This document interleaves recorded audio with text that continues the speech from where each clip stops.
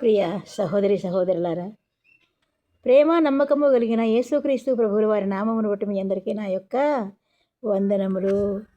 ఈ శుభ సమయమున ఆయన పునరుద్ధానమును పరిష్కరించుకొని, ఆయన చేసే మేలులను జ్ఞాపకం చేసుకొని, ఆయన ఇచ్చిన ఈవులను తలుచుకుంటూ, ఆ త్యాగధనుని ప్రాణముని త్యాగం చేసిన ఆ గొప్ప మూర్తిని, కలువరి శిలువనాథుని పుట్టినరోజుని వేడుకలను జరుపుకుంటున్న అందరికీ నా యొక్క శుభములు. ఈరోజు మనము ద్వితీయోపదేశ కాండం నుండి ఆయన చెప్పిన చిన్ని మాటలు జ్ఞాపకం చేసుకుందాం.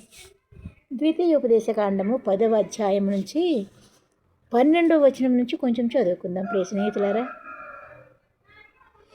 కాబట్టి ఇశ్రాయేలు నీ దేవుడైన యెహోవాకు భయపడి ఆయన మార్గములన్నిటిలో నడుచుచు ఆయనను ప్రేమించి నీ దేవుడైన యెహోవాను నీ పూర్ణ మనస్సుతోనూ నీ పూర్ణ ఆత్మతోనూ సేవించి నీ మేలు కొరకు నేడు నేను నీకు ఆజ్ఞాపించి యెహోవా ఆజ్ఞలను కట్టడలను అనుసరించి నడుచుకొందునను మాట కాక నీ దేవుడైన యెహోవా నిన్ను మరి ఏమి అడుగుచున్నాడు?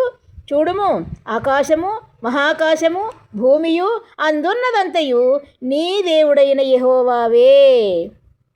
సమస్తము ఆయనదే, ఆయన మన కోసం సృష్టించి ఇచ్చినదే.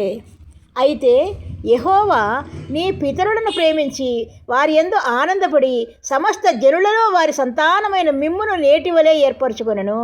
దేవునికి స్తుతి కలుగునుగాక. కాబట్టి మీరు సున్నతి లేని మీ హృదయమునకు సున్నతి చేసుకొని ఇక మీదట ముష్కరుడు కాకుండుడి. ఏలయనగా నీ దేవుడైన యెహోవా పరమదేవుడును పరమప్రభువునై ఉన్నాడు. ఆయనే మహాదేవుడు, పరాక్రమవంతుడు, భయంకరుడైన దేవుడు.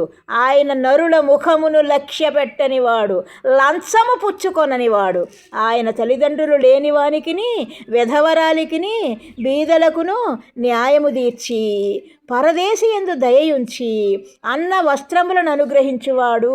మహాదేవునికి స్తుతి కలుగునుగాక. మీరు ఐగుప్తు దేశములో పరదేశులై ఉంటిరి గనుక పరదేశిని జాలి తలచుడి. నీ దేవుడైన యెహోవాకు భయపడి ఆయనను సేవించి ఆయనను హత్తుకొని ఆయన నామమును ప్రమాణము చేయవలెను. ఆమేన్.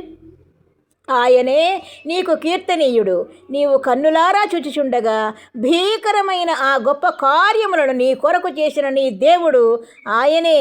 నీ పితరులు 70 మంది అయి ఐగుప్తునకు వెళ్ళిరి.